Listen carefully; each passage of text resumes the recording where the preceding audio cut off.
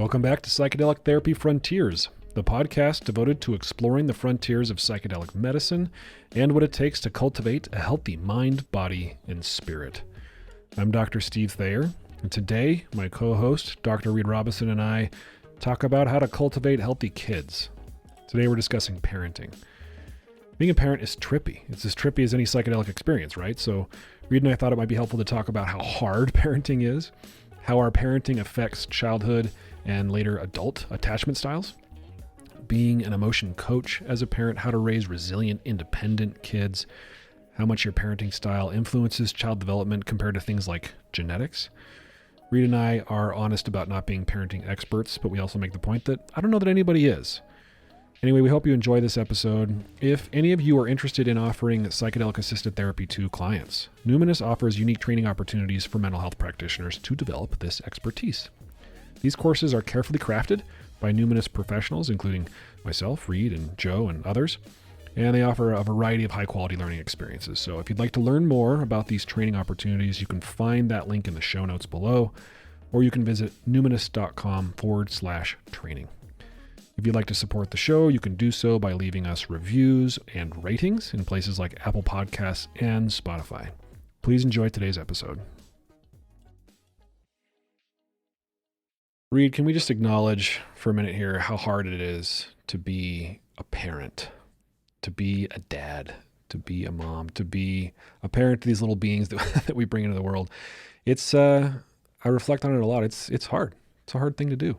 How come they don't tell you that before you embark on a parenting journey? I feel like people do, but you can't possibly, at least I couldn't have possibly understood as a young man how hard parenting was going to be. I thought I understood as well as one could. I read the books. I was pretty serious about being a dad, pretty deliberate about it. Thankfully, my first child came on purpose. But yeah, there are great books out there, but there's no, as it is often said, there's no manual for what to expect. Yeah, words don't do it justice because it is one of the most rewarding things you'll ever do and one of the hardest for sure, by far. I mean, think about what happens when a little baby comes into your world under your responsibility for the next 18 plus years. Yeah. Yeah, and it's plus, right? It isn't just 18 years. My mom still worries about me, and I'm much older than 18. Yeah, I was reading something about attachment theory the other day by Bowlby. How do you say his name? Bowlby. Bowlby. Saying that Freud was wrong. The primary drive for survival or motivation is, in fact, attachment and human connection, and how interesting it is that as humans, we are wired to depend on our parents much longer than other species. Mm-hmm. Yeah, one of my favorite lines about how difficult parenting is comes from the comedian Jim Gaffigan. And in one of his specials, I wrote it down because I wouldn't remember it, but he said he has, I think, 5 or 6 children. And he was talking about what it was like to have the 5th kid. And he says, you know what it's like having 5 kids? Imagine you're drowning and somebody hands you a baby. I remember the first time I heard that, I died laughing because that's what it feels like sometimes. Like you're just sort of flailing, trying to keep your head above water, and now you've got this other life form that you created, that you're responsible for, and they're so vulnerable. And they do, like you said, depend on you and rely on you and need you for so long. It's intimidating. It's wonderfully rewarding, like you said. And maybe it's so rewarding because it's so hard, but yeah, really, really difficult. Well, Jim Gaffigan, my 4th and 5th came as twins, so take that. Imagine being handed 2 babies while you're drowning. Yeah, it's simultaneously an oh shit, combined with a moment of awe and wonder. Yeah, I think if I try to cast my mind back to how I felt holding my first child, I think it was the combination of those 2 things. Like, what have I gotten myself into? And holy cow, this is amazing. It's incredible when you are no longer the most important thing in your life. Now you have this other being that, I would gladly die for 1,000 times over. It's humbling. Yeah. And there's good news too, with the disclaimer that neither of us are experts. No one really is, but I think, I mean, you and I are pretty conscious parents, and we're, mental health professionals, but yeah, I don't know that I would be skeptical of anybody out there who would call themselves a parenting expert. yeah, but the good news is that you do not, in fact, have to be a perfect parent. There is no such thing. And there are a few key ingredients that are really all you need to keep in mind as you go about your parenting journey, including that it's never too late to bring some of these conscious things in to help the kid develop into a securely attached human being with self-worth and self-confidence. So we're gonna try to talk about a few of these things today, and like we always say, it won't be 100% exhaustive. There's lots of good information out there, but we'll go over some of the things like you're referencing: attachment style, emotion coaching, conscious parenting, gentle parenting, things like that, just to give our listeners some validation. Hey, parenting is hard. I'll keep beating that drum. But yeah, there are things you can do that make a difference. I did read a study the other day that said spanking is bad. I saw that. I saw the headline. It was going across my social media channels. Newsflash: striking your kids doesn't help them very much. Glad that's established. I thought it already was. Yeah. But you see people like, oh, I'm glad I was spanked when I was younger. It was good. It taught me resilience. It taught me the difference between right and wrong. And kids are little turds. Sometimes they need to be put in their place or put in line or whatever. But there are other ways to hold boundaries for your kids, other ways to discipline your kids that don't involve hitting them. Yeah. And what you mentioned with boundaries, I think, is a really important point. There's a parenting book I've been going through lately that I really like, from a gal named Dr. Becky called Good Inside. And she says one of her key points is know your job and know the kid's job. Your job is to keep them safe and let them explore their feelings and their world. And the kid's job is to explore their world and their feelings. So yeah, you stay in your lanes. Like, you don't tell your kid what to feel, but you set the boundaries. They don't set the boundaries. I like that. I like that. Our job is to create this sort of safe home base, a home base in the relationship with your kid, so you become a home base for them that they can return to. And you enable them, or you help them, I guess, develop the courage and the self-confidence to go out into the unknown, whether the unknown is a playground, whether the unknown is college, whether the unknown is a relationship, whatever it is.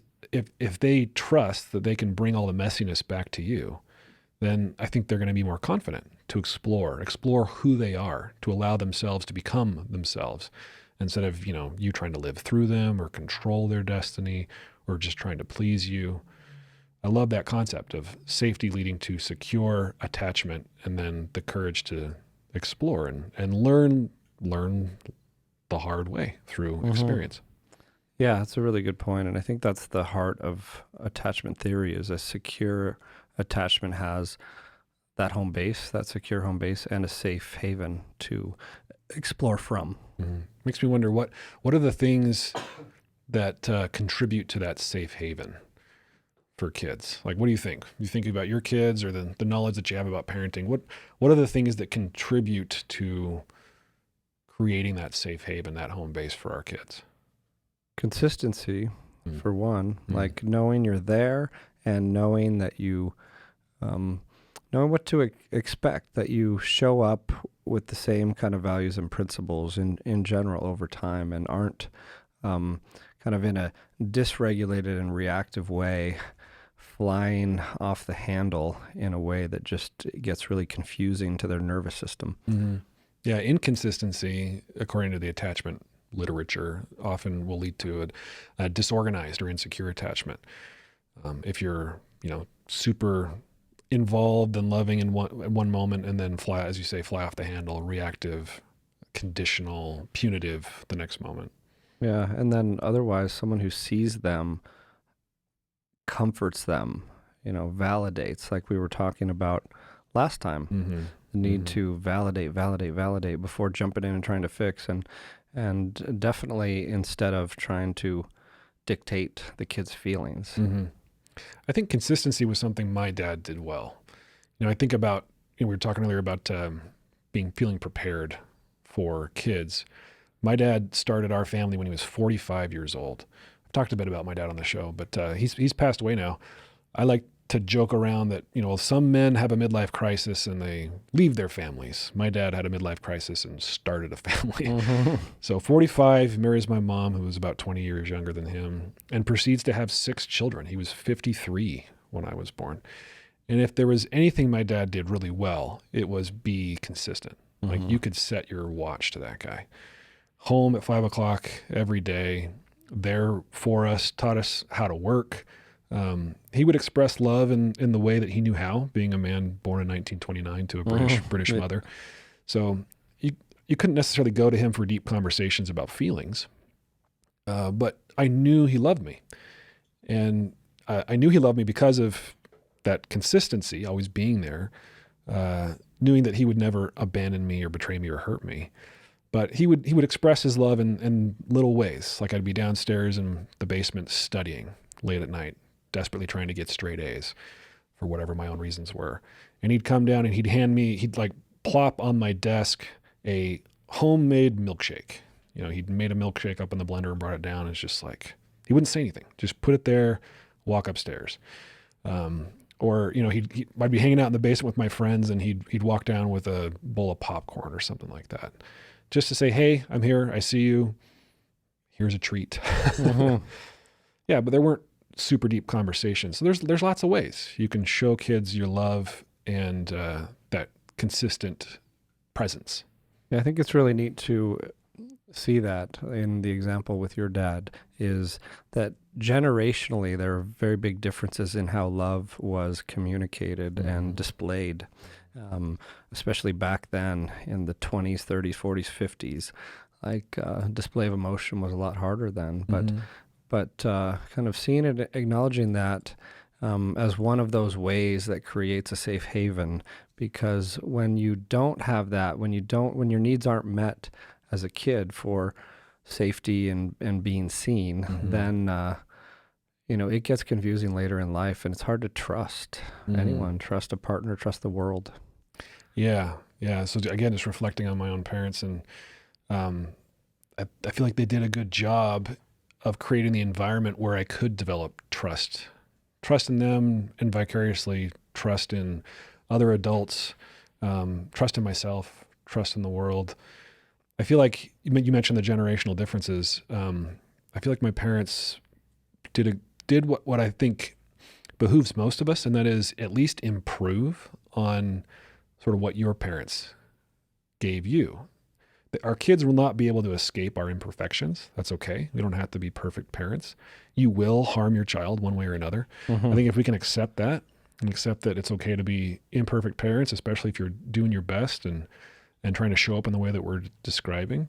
And at the very least, try not to pass on the pain or the wounds that you accumulated as a child, then your kids will be better for it. Yeah. And in fact, the conflict, both in the kids and their world outside with others, but also with you as parents, it's an opportunity, like especially in the confines of that safe and secure haven, an opportunity to learn. And every time you mess up too is an opportunity to give a corrective experience that is huge. Yeah. I have this memory, it's one of my favorite ones, where I had experienced a parenting fail, or I felt like a parenting fail for me. I'd snapped at my kids. I can't remember exactly what it was, but so at the time I had 2 kids. So my sons are up in their shared bedroom, and I had some time to calm down, and I was like, okay, I'm going upstairs. I got to apologize. I got to model humility and apologize. So I'm on my way upstairs, and I hear through the door my older son comforting my younger son. And he goes, don't worry. Dad's going to come up and say he's sorry. And my heart just melted. I was like, okay, my kids, I have at least set this precedent, this expectation that when I don't show up well, they expect me to repair. And that was a relief for me, because I really do try to, even in the moment, I'll catch myself in the moment sometimes and just breathe and be like, okay, guys, I'm coming on a little strong here. This isn't about you. This is about me. And I'll try to explain in a way that's age appropriate what that means. And then a do-over. Like, let's have a do-over. I like that. And then you can show them, that we're all imperfect. And it's more about being real and authentic and consistent in the trying to show up in a good way. Yeah, it's one of the things we can do. One of our jobs as parents is to model those things, right? We can teach them explicitly. We can explain things, but kids are sponges, especially when they're young. They're learning by observing. It's sometimes shocking how much kids are paying attention and you don't realize. It's wild. They'll say something that you didn't mean for them to parrot. But yeah, they're paying attention.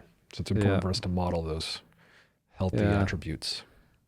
But to answer your question, if I even remember what it was about how to develop a secure home base? Yeah, some of those things that you can do. Dan Siegel, psychiatrist who wrote a lot about mindfulness, Mindsight. He even wrote The Mindful Therapist, a book I like, but he wrote The Whole Brain Child. And in one of his parenting books, he has these 4 S's of secure attachment, like that you can help your kid feel safe.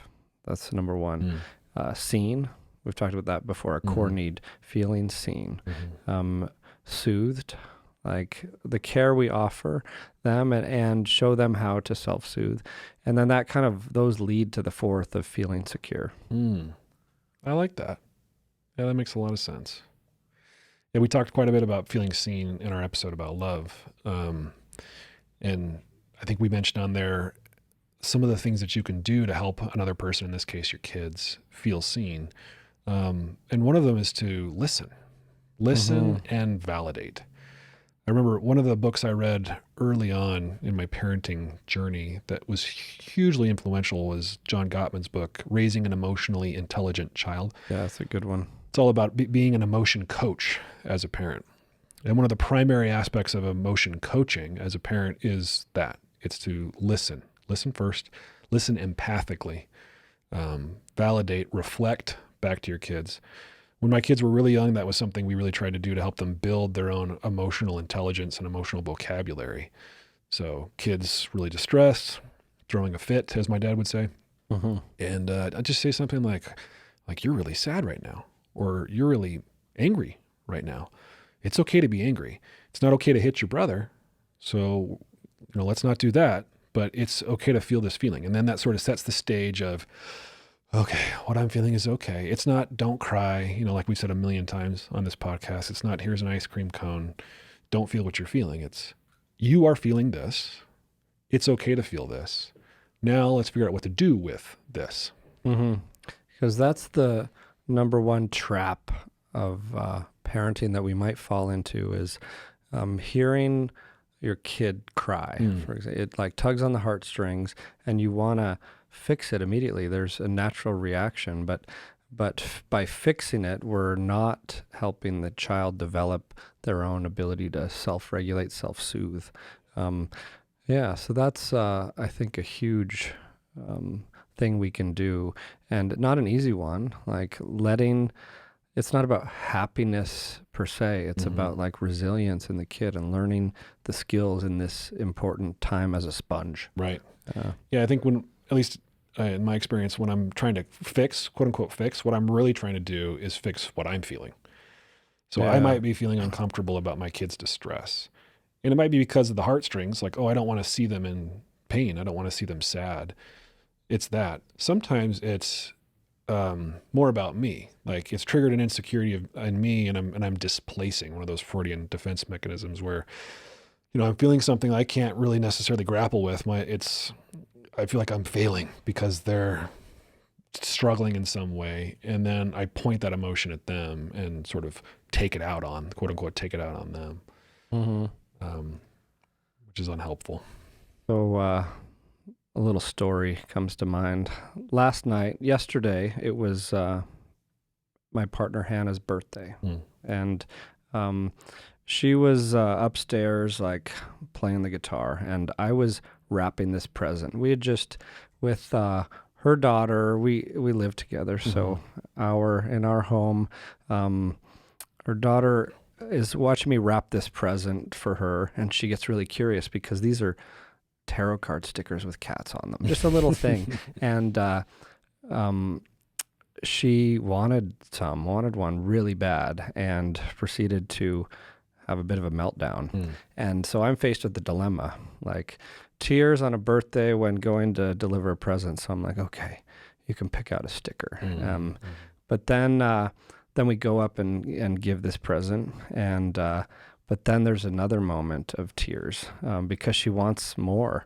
But what Hannah did was really neat, is like, with all the love in the world, because this is a common struggle at age 4, and it has been one lately, is being able to give gifts. So she, even though it'd be so easy to tone down the tears with another sticker, she's like, just held space for that in a way that she could learn that it's, understandable to feel sad like you wanted, and you're going to get another sticker soon. Don't worry. And everything's going to be okay, but this is sad, and you can feel that. And that is what I think may go a long way in helping a kid, self-regulate, self-soothe, understand these feelings that come up as they go to the next birthday party or whatever it may be. Yeah, what a beautiful gift to give your child.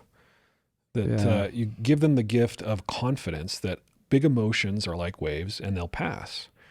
Like the "you're going to be okay" comment is not a "don't cry" comment. It's trust that this is a process, that emotions ebb and flow, and that I'm going to show you that you can handle big feelings.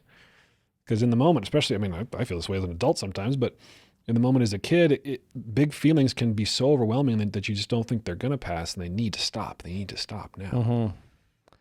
Yeah, and then it becomes uncomfortable for the parent, just big feelings. But so that's one, I think, key practice we're shining a light on. The other thing that comes to mind is from that book I mentioned, Good Inside. It's the title itself means that all kids are inherently good. It's not about the behavior. Like if one kid is hitting another with their shoe, it doesn't mean they're bad. It's a behavior showing that something's underneath it. And if we operate under that assumption, then, that's kind of the foundation to work from. Yeah. I like that concept. I can just hear some of our listeners saying, well, you haven't met my kid, or you haven't met my nephew, or you haven't met my students. Some of those kids are monsters. I have a hard time believing children are monsters. I think sometimes they can be really, really mischievous. They can seem really, really selfish. But yeah, I think if you describe to yourself their behavior as an adaptation to a problem, then it's easier to have a little bit more compassion for a behavior in a child that's really inconvenient for you. And sometimes when I've done a little bit of parent coaching with some of my clients and we're talking about this process, they'll come back with, well, sometimes, the emotion needs to stop because we need to get out the door. Like, I can't sit down and have a 20-minute emotion coaching thing about my kid whose socks don't match or whatever, and they're melting down. Sometimes we just need to get out the door. And I just want to empathize for those situations. I've certainly been in many of those situations with my own kids. Emotion coaching doesn't necessarily have to mean indulgence. It certainly doesn't mean, you can feel whatever you want to feel. We'll accommodate. It's okay to still have, like we were saying before, to still set boundaries. We just don't want to do it from this place of anger, of rejection, of punishment. Yeah, there's a huge attunement component too. I'm thinking of another thing I've learned from Hannah in her style with this patience, like taking an extra minute or two to let the kid feel what they're going to feel, to let a feeling rise and fall and pass, goes so far. It even reminds me of in that Ram Dass book on the shelf, Be Here Now, one with all the drawings and writings on it. There's one section telling a story about when Ram Dass and friends were going to go to the grocery store with, there was a little kid there who proceeded to throw a tantrum about something, maybe the wrong shoes or something like that. And then everyone was getting frazzled and thinking, oh, but we got to go. But then that escalates the tantrum. And the message from those pages in the book were, let's just get down there on the floor and have this moment with a kid. And it's beautiful and perfect as it is. And it may feel like there's not there aren't an extra million minutes all the time, but just taking, inserting the space to take those extra minutes for the important stuff goes so far. Yeah, it really does. This is making me think of, our reference to the shoes or the socks, that sometimes, especially for our really young kids, the things that they're in distress about seem like they're not a big deal to us, because to us, they wouldn't be a big deal. But it's making me think of another comedian, Brian Regan, who does a lot of parenting humor. And I forget the context of the bit, but he's talking about, you see a kid lost their balloon and they're losing their mind. And you're like, it's just a balloon, we'll get another balloon. And he says, just for some perspective, imagine that you attached your wallet to a balloon and that's flying up into the sky. Like you'd be pretty freaked out too. So yeah, kids see the world differently. Yeah, what's important to them is not what's important to the grown-ups. Right. Yeah. So bottom line is if your kid is hitting someone with their shoe or refusing to share, they're not cold-hearted. They're learning and exploring and experiencing their feelings. So other aspects of parenting that I'm thoughtful about is this concept of helicopter parenting or snowplow parenting, where we hover or we remove all obstacles for our kids. And that really hamstrings our kids. Sometimes it's done out of what we think is love, like, oh, I don't want my kid, like I said before, to struggle or suffer. Oftentimes it's more a way to resolve our own discomfort about our child's discomfort also, like I referenced earlier. But there's a great book about this called Duct Tape Parenting by, what's the author? Vicki Hoefle. I read this about 5 or 6 years ago. And what she means by duct tape is when you feel the urge to intervene and clear the obstacles for your kid, duct tape yourself to the chair. Don't move. Let your kids learn autonomy and trust in themselves by navigating some of these very solvable issues and learn from experience. I remember one of the examples in the book is, a child who doesn't clear their dish at the dinner table. And you lecture them, hey, you remind them, clear the dish. Oh yeah, whatever, sure. So her solution to that is once the expectation's been communicated and you know that the kid understands the expectation of clearing their dish, stop doing it. Leave the dish there. So they come to breakfast to the table the next morning and their dinner plate is still there. They have to move it out of the way in order to eat their breakfast. And it might be really inconvenient for you, a person who likes to have a clean kitchen, likes the dishes to be done every night. So this might be tough for you, but duct tape yourself to that chair. And pretty soon the dishes pile up and maybe the kid learns of their own accord that they like having a clean eating space. And lo and behold, they're cleaning their own dishes. Yeah, I like it. I mean, it speaks to that piece about the parent's job being to set consistent boundaries for safety and for learning how to navigate the world, like including, that if you never clean up anything after yourself, you're going to have a mess pile up in your space and it's going to be hard to do anything. And I like that. And, your kids are their own people. So you might discover in doing a strategy like this that you have a kid who actually tolerates a certain level of messiness or clutter that you wouldn't tolerate. And it's still okay to have expectations for your household. You're still the parent. But, your kids are going to be their own people. And another gift you can give those kids is to allow them to be their own people. And that can be balanced with the consistent boundary of, you can't move on to XYZ video game playing with friends until you've done this thing that we've all agreed on and bought into of cleaning up after yourself, or you can't get an infinite number of toys out until you've taken care of the last one. And it's not easy to maintain those things. That does take effort, I'll acknowledge, and parenting is hard enough as it is, but it's almost like, well, it's hard to compare it to training a pet, but there are some similarities, like in mammals of, it goes a long way in the long run to take the time to help patterns be established in a secure and adaptive way. I think that's a good point, Reid. And to have a long run perspective might help you as a parent to be a little less panicked in the moment or frustrated in the moment.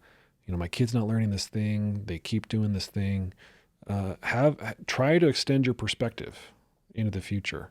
They're not always going to be 3. They're not always going to be 15. It's quite possible they're not always going to have this particular problem. So extend your perspective into the future and see that, with some consistent training or, however you want to call it, that they'll change, they'll evolve, they'll develop. Yeah, it may feel like the end of the world if you get a call from school saying they did something, got in trouble. But again, does not mean they are bad. It means they're learning, and there's an opportunity right there. Yeah. This is really tough for me, I'll admit. I've got a 15, almost 16-year-old, my oldest son, and he's kind of time blind. He wouldn't mind me talking about this. Hope he's listening. Yeah, we kind of joke around about this, but sometimes we don't joke around about it. Sometimes it's really annoying to me. And I was talking to him about it this morning, and did one of my sort of, I got a little bit too upset. I was a little too stressed about other things, and then, took a breath, apologized for how upset I was getting. And then we had a talk for why I get so upset about his time blindness. He's late to things, stuff like that. And I said, dude, some of it's just me. I'm a timely guy, and so I'm projecting a bit. But some of it, I worry about you. I worry about the future. My job as your dad is to help set you up for success. And I want you to at least have the skill of being on time so that when you have a job or you're in a situation in your life where being timely is really, really important, that you know what to do. You know how to compensate for whatever it is that makes you kind of time blind. Yeah, that's a good one. And he was like, okay, Dad. Typical 15-year-old. All right. Well, we'll see what happens next. Yeah, we'll see. I was reflecting on this emotion coaching concept, and I keep a journal. I've kept a journal for each one of my kids of the funny things that they say. Yeah, I like to do that. So I was going back through my journal, and I found this funny little interaction about feelings. So at the time, my middle son was 3, and he was, having a little fight with his 5-year-old brother. And he exclaims, "Mom, my brother broke my feelings." And we're like, "Oh, broke your feelings." And then, his older brother in protest says, "No, he hates my feelings." I just loved that back when they were 3 and 5, like my wife and I were trying to do the emotion coaching thing and give them some vocabulary around feelings. It was fun to reflect that, in that funny little exchange that they were talking about feelings. Yeah, that's a good reminder. We've talked about it 1,000 times on this podcast, but when there's a big emotion, validate. Like, that must be so hard. I can see why that'd be hard, because before you rush in and try and problem solve, and then like you said earlier, like, don't helicopter in and fix it for them, or you're teaching them not to be able to fix problems. After validating, soothing, helping them self-soothe, and hold space for them to come up with a solution. So I'm going to pivot here. You're welcome to pivot back if you've got more things to say about that topic. But I was listening to a podcast. This is probably like 3 or 4 years ago with this, what is he? I think he's a neurobiologist. So I can find it in my notes. Yeah, Robert Plomin, professor of behavioral genetics at King's College London. He wrote a book called Blueprint, How DNA Makes Us Who We Are. And he said this really, really controversial statement that parents matter, but they don't make a difference. And he unpacks this by saying, from a genetic perspective, at least 50% of who we are, again, this is his assertion, is our genes. Like, the most important thing that and you know quite a bit about genetics, so you can render an opinion about this, but the most important thing you give your kids is your genetic code. And so he uses this as a way to sort of to calm down the guilt and the pressure that sometimes we feel as parents. Like every single little thing I do are building blocks for my kid's personality. And he cites twin studies, twins separated at birth, adoption studies, that most of what accounts for the development of a human's personality is their genetic code. So does parenting matter? Or excuse me, how does he say it? Mm-hmm. Parents matter, but they don't make a difference. Parenting might not make a difference ultimately in who your child becomes, but it's the relationship that matters most in that person's life.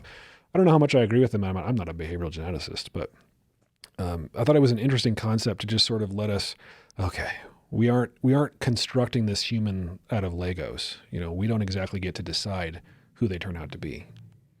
Yeah, and I think it's thought-provoking. Mm-hmm. I get the message, too. I know we can pick apart any words or phrase in particular, but the fact of the matter is we are all born with a certain deck of cards genetically, and that will dictate a lot. Look at like the range of mental health struggles, mental health diagnoses, like the percent attributable to genetics for most of those is 50% or higher. Mm-hmm. Like higher on the spectrum would be things like autism, even ADHD, like running in families, anxiety, running in families above that 50% mark. So environment matters. Your attachment style that you develop as a kid based on the things we've been talking about plays a role, but yeah, definitely not the whole picture. And in some cases, the minority of the picture. And it reminds me of back in the day in psychology, there was this unfortunate concept of refrigerator mother, like talking about how mothers being too cold to their kids was responsible for things like schizophrenia. Yeah, and it was just so damaging. The schizophrenogenic mom, I remember hearing that term. Yeah. Yeah. So parents can be and are like the best allies for growing up in this like secure way, but we all have our struggles. And that's one of the things that quote you read makes me think about is that it's hard to let go of that and let the kids make mistakes or struggle according to whether it's their genetic makeup or their unique course in life. But we can't control it all. And if we do try to control it all, that's counterproductive. Yeah. Yeah, I like to think of it from that diathesis stress nature nurture model where, like you said, we come into the world with a certain deck of genetic cards, and there's a couple of branches or many branches of development that a kid could take, and which branch they take might depend on how they were treated by their parents, how secure that environment was that they grew up in.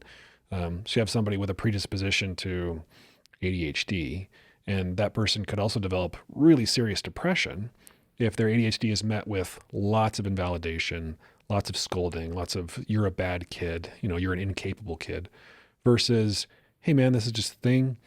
We'll cope with it. There's a superpower associated with it, like lots of encouragement and affirmation.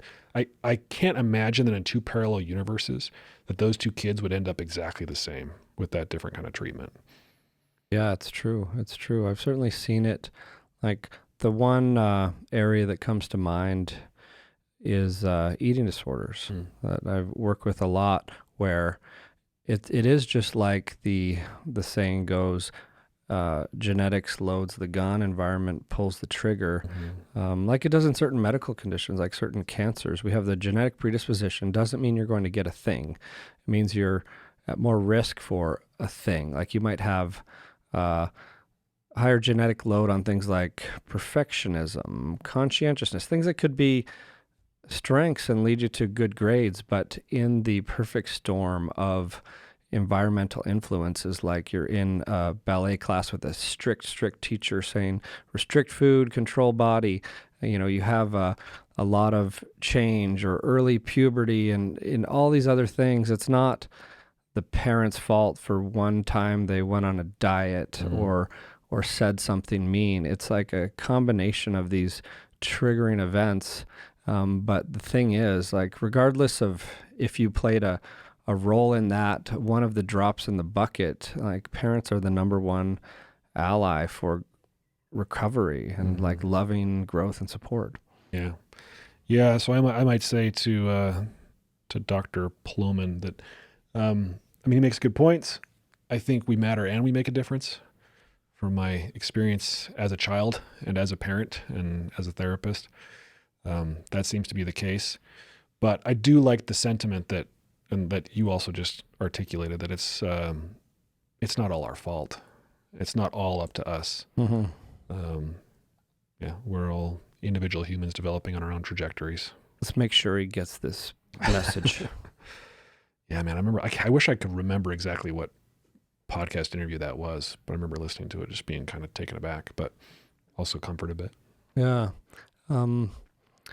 For some reason, it reminds me of what we were talking about last week with Carl Rogers and unconditional positive regard. I think why we're talking about parenting now is because in that conversation, we meandered into unconditional regard, positive regard applied to parenting, and how that stance of accepting the kid, accepting their behavior no matter what, but accepting them as lovable, like good humans, no matter what they're doing, is one of the kind of the best ways to foster development into that self-actualized, like individual who can trust themselves and see their worth and move forward in life from that place.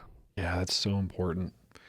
The mindset you have about your kids, how you see them, and I want to extend all the compassion in the world to parents out there who are struggling with their kids, because, you can get super angry at your kids. I remember my first child was born and my wife and I are just exhausted. He's not sleeping really well. Nursing was not pleasant for him or my wife. And I remember thinking, I can't believe how much love I have for this being and simultaneously how angry I am at this being. Like, I'd never experienced something like that before. Just this deep, infinite love for this kid. And also just being beside myself, especially when I'm super sleep deprived and I'm really busy with work and I'm seeing my wife suffer and why won't you sleep? So yeah, I want to extend all the compassion in the world, especially to you young parents out there. Amen. And because this is a Psychedelic Therapy Frontiers podcast, I'll throw in one psychedelic thing, is that's one thing I've learned to start working on through some psychedelic therapy experiences, is the ability to hold that love with anger and frustration and all those other things at the same time.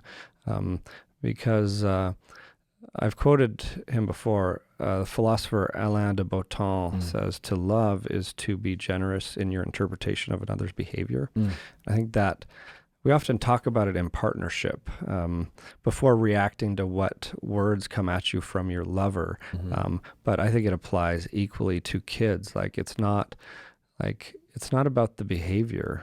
We're assuming good inside, good intent, good humans, and we're being generous in the interpretation of the behavior and remembering not to withdraw love because the behavior appeared bad. That is that's what to practice.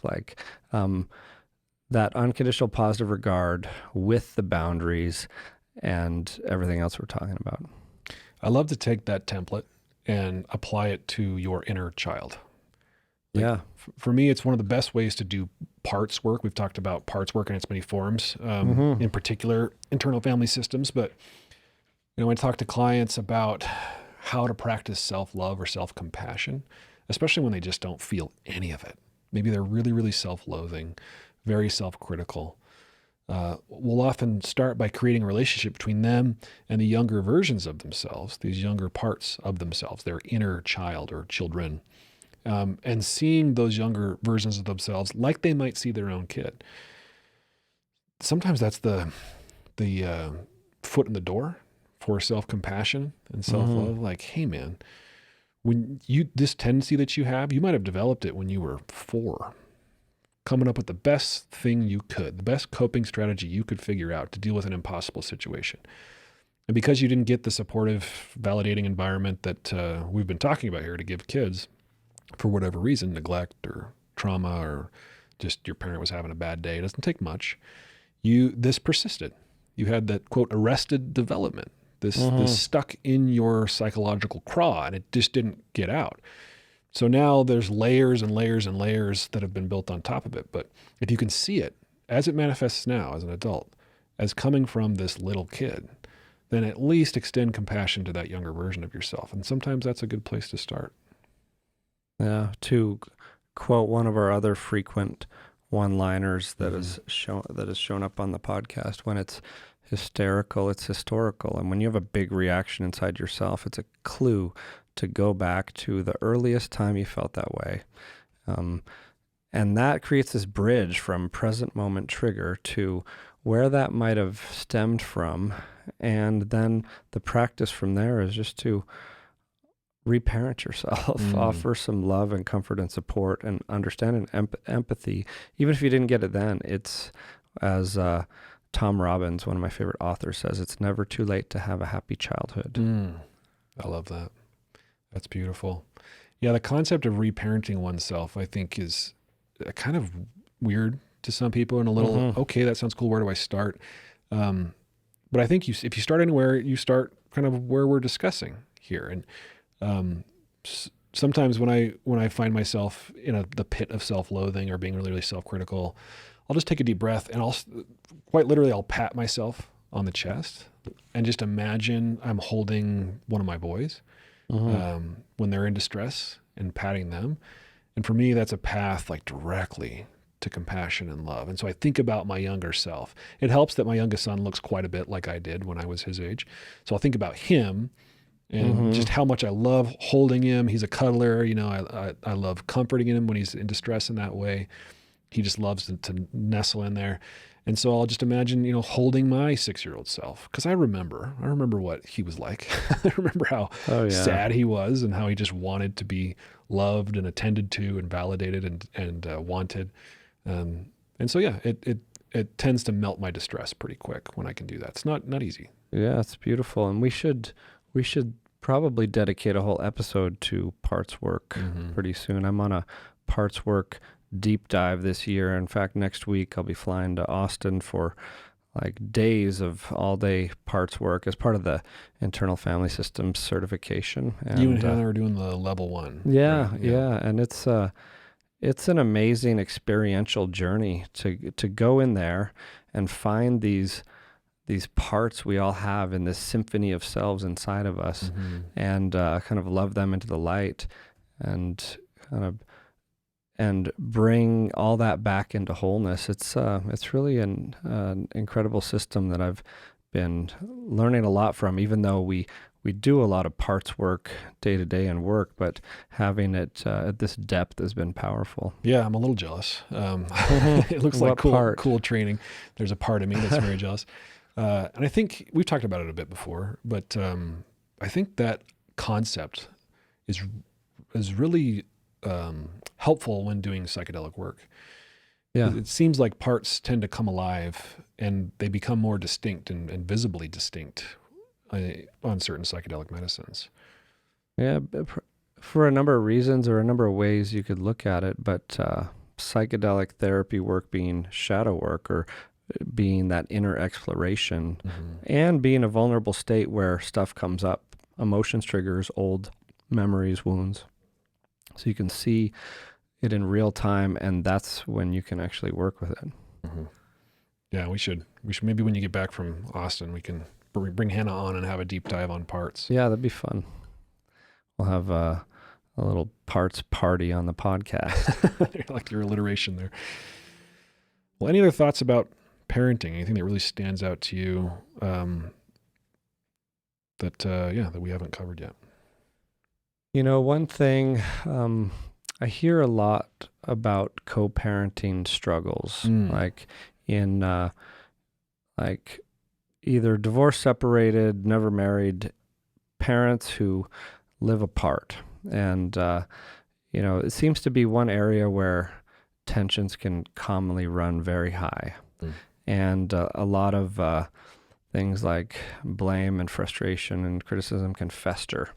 And it may feel powerless for the the parent who feels like they're carrying the lion's share or feels hurt. But I think it might be just worth touching on that part of parenting, because there's an approach that I like to use that comes from like the, emotion-focused therapy world and emotion-focused family therapy world of just after you've got out of the way, an inventory of all the ways that they're bugging you, taking a personal one of like, what are the ways you might be contributing to this frustration? Like, and that's not easy. Like, that's not easy to do. Take some humility, yeah. But even like taking it deeper and deeper, like, are you being kind? Well, I'm not being mean. No, are you really being kind? Are you managing them up? Are you making it possible for them to flourish, even if it's really hard for them? Or are you like done giving any kind of graces or chances? And the one more thing to add is the one question I like that's the most kind of poignant is, do you love your kids more than you hate your ex? And you can imagine what the answer is going to be. Therefore, here's what we got to do. Like, yeah, it's easy to take a list of what they're doing to contribute, but what are you doing to contribute to this situation? Because that's what you can work on. Right. Yeah, you can't control your ex, right? Yeah, man, I can imagine that being really, really difficult for people who are just embroiled in conflict with their ex, especially if there's a lot of pain there, feelings of betrayal, but not being on the same page or being at odds with one another. That's not lost on your kids. And what we're talking about here is using love, in this case, like love of your kids, to transform those other retreating emotions of like fear and shame. And so what you might do as a practical exercise in something like that is write an email or message to the co-parent and take responsibility for something, apologize for something. Like, even if it's like, it takes swallowing all your pride and takes some searching to find what it is. And even if you don't get any kind of reply, because the ripple effects of that are real and contagious, just like transforming emotion with emotion, transmuting kind of fear and shame with love is a powerful tool. Yeah, a little emotional alchemy. There we go. A trademark. Yeah. I'm sure somebody has said it before. But yeah, I like that, transforming emotion with emotion. It does take a lot of humility and courage to do that in the context where there's so much pain in a breakup. But besides that tangent, there's one Carl Rogers quote I've seen since we last spoke about his work that I thought was really relevant, if you care to hear it. Of course. People are just as, what does he say? I can't read my own handwriting. Just as wonderful as sunsets, if you let them be. When I look at a sunset, I don't say, soften that orange a little bit in the corner. I don't try to control a sunset. I watch it with awe as it unfolds. Carl Rogers. Yeah.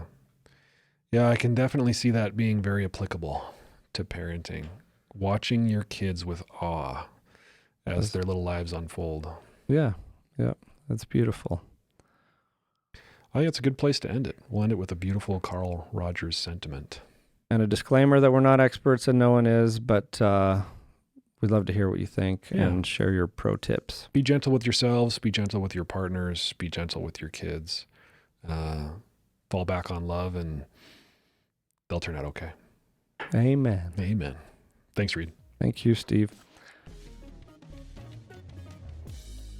Psychedelic Therapy Frontiers is brought to you by Numinous, a mental wellness company committed to tackling the global mental health crisis by delivering best-in-class psychedelic-assisted therapies, contributing to the body of primary and clinical psychedelic research, and fostering healing through community connection and social responsibility.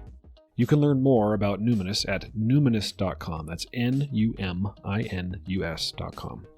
If you enjoyed the show today and you want to support us, here's how you do it. Rate and review the show on platforms like Apple Podcasts and Spotify. Subscribe to the Numinous YouTube channel, like the videos, and share it.